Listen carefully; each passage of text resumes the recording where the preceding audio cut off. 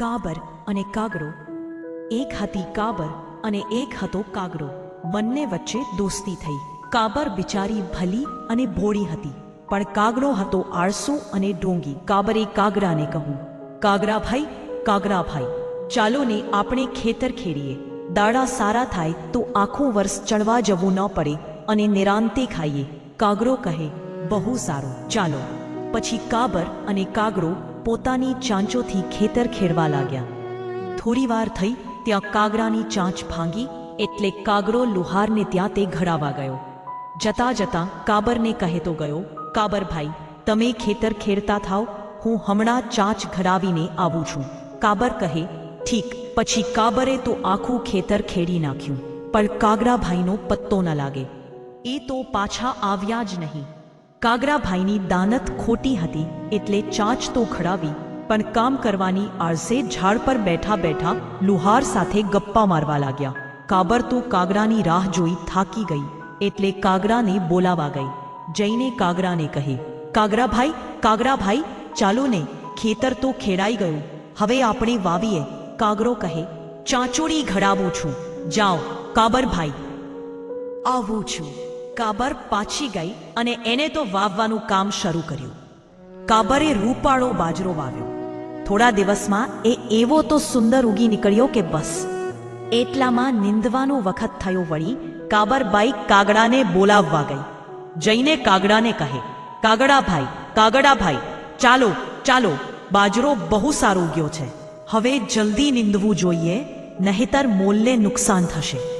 આળસુ કાગડાએ ઝાડ ઉપરથી કહ્યું, ઠાગાઠૈયા કરું છું, ચાંચુડી ઘડાવું છું, જાઓ કાબરબાઈ, આવું છું.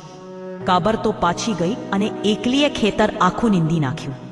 વખત જતા કાપણીનો સમય આવ્યો, એટલે કાગડભાઈને બોલાવવા ગઈ. જઈને કાગડાને કહે, કાગડભાઈ, હવે તો ચાલો, કાપણીનો વખત થયો છે, મોડું કાપશું તો નુકસાન થશે.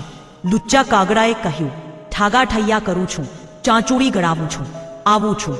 કાબરબાઈ તો નિરાશ થઈ પાછી ગઈ અને ખીજાઈને એકલીએ આખા ખેતરની કાપણી કરી નાખી. પછી તો કાબરે બાજરીના ડૂંડામાંથી બાજરો કાઢ્યો અને એક કોર બાજરાનો એક ઢગલો કર્યો, અને બીજી કોર એક મોટો ઢૂંસાનો ઢગલો કર્યો, અને એ ઢૂંસાના ઢગ પર થોડોક બાજરાનો પાતળો થર પાથરી દીધો, જેથી ઢૂંસાનો ઢગલો બાજરાના ઢગલા જેવો જ દેખાય. પછી તે કાગડાને બોલાવવા ગઈ. જઈને કહે, કાગડાભાઈ, હવે તો ચાલશો ને, બાજરાના 2 ઢગલા તૈયાર કર્યા છે, તમને ગમે તે ભાગ તમે રાખજો. વગર મહેનતે બાજરાનો ભાગ મળશે એ જાણી કાગડાભાઈ તો ફૂલાઈ ગયા. તેને કાબરને કહ્યું, ચાલો બહેન, તૈયાર જ છું, હવે મારી ચાંચ ઘડાઈને બરાબર થઈ ગઈ છે. કાબર મનમાં ને મનમાં બોલી, વાશે ગોટી દાનતના ફળ હવે બરાબર ચાખશો કાગડાભાઈ. પછી કાગડો અને કાબર ખેતરે આવ્યા. કાબર કહે, ભાઈ, તમને ગમે તે ઢગલો તમારો. કાગડાભાઈ તો મોટો ઢગલો લેવાને માટે ઢૂંસાવાળા ઢગલા ઉપર જઈને બેઠા.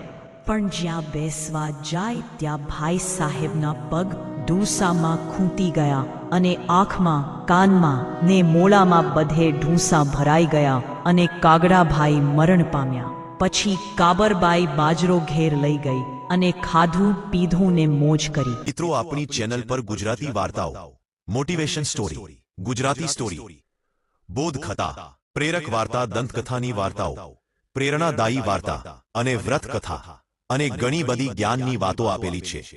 તો મિત્રો, જોવાનું અને સાંભળવાનું ભૂલશો નહીં. આપણી આ જ્ઞાન ચેનલને સબસ્ક્રાઇબ ના કરી હોય તો સબસ્ક્રાઇબ જરૂરથી કરજો. અને હા મિત્રો, બેલ બટન પર ક્લિક કરવાનું ભૂલશો નહીં.